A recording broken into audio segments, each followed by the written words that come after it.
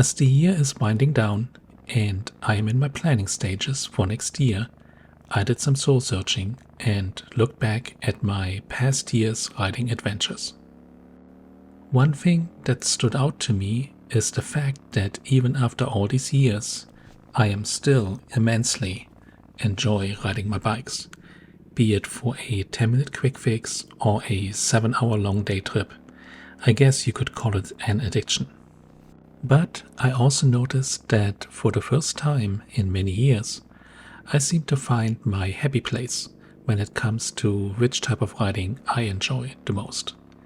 You see, over the past few years, I have tried my hands on everything, from the little 125cc pit bike all the way to the 1000cc plus supercharged hyperbike. And while each were very enjoyable in their own way, some just did not have the certain it factor, while others just got me into trouble, more often than not. On the other hand, generally speaking, due to more and more traffic on the main roads, riding has become very challenging in these conditions. Trying to stay alive while not getting run over in the age of people texting and driving, and everybody in such a hurry with no patience or courtesy at all.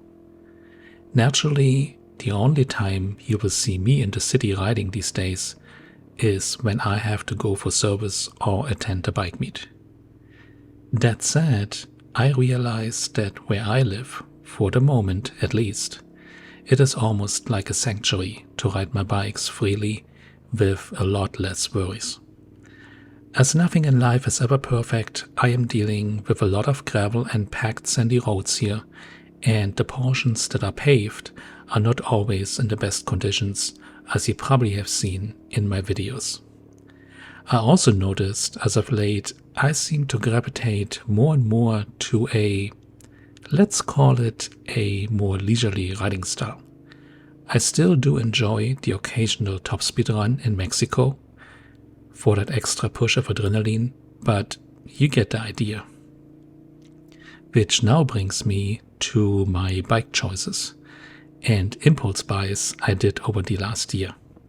And while I'm very thankful to have a very understanding better half that I have driven crazy probably more often than not when it comes to my bike addiction, I realized that my current selection of bikes may not be 100% suited for the type of riding I am doing as of late.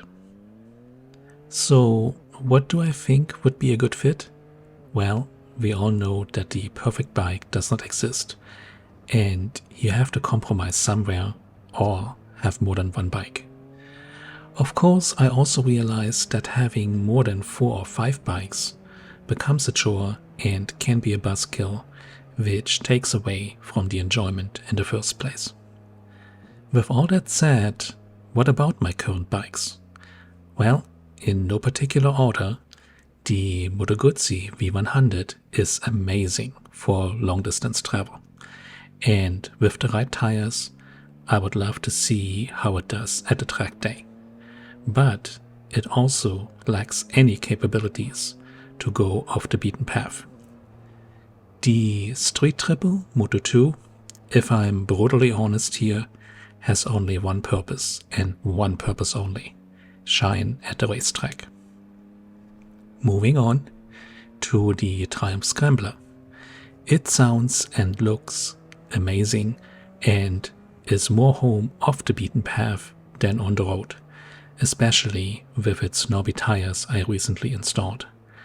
Unfortunately, it is quite porky, disqualifying it for the more advanced stuff for me, as I just don't have the skills to handle all that weight.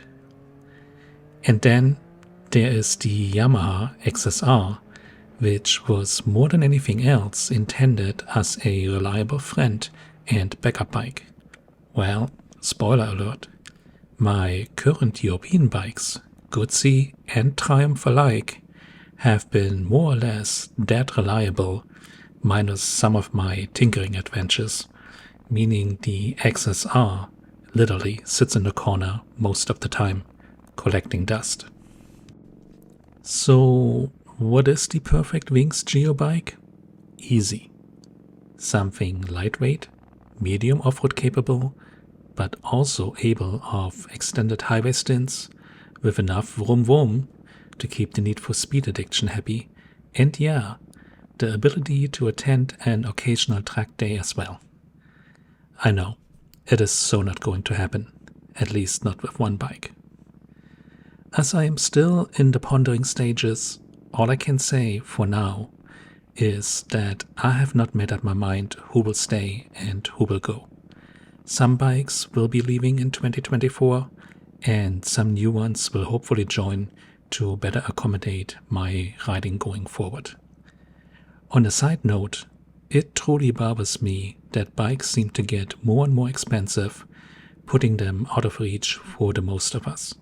So my goal will be to find more affordable options that still provide me more or less with the same enjoyment as their more expensive counterparts.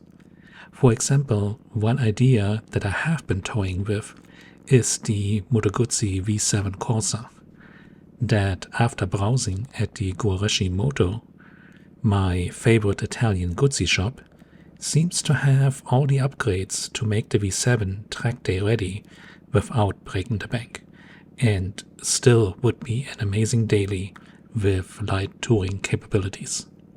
And no, I know it will not be winning any speed records, but this is all about the enjoyment of riding, be it at the track, off-road or on-road.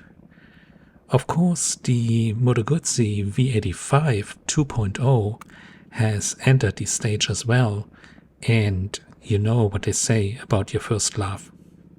What to do, what to do. If you made it all the way through my ramblings here, thank you for watching, and leave me a comment below what your perfect bike or bikes look like.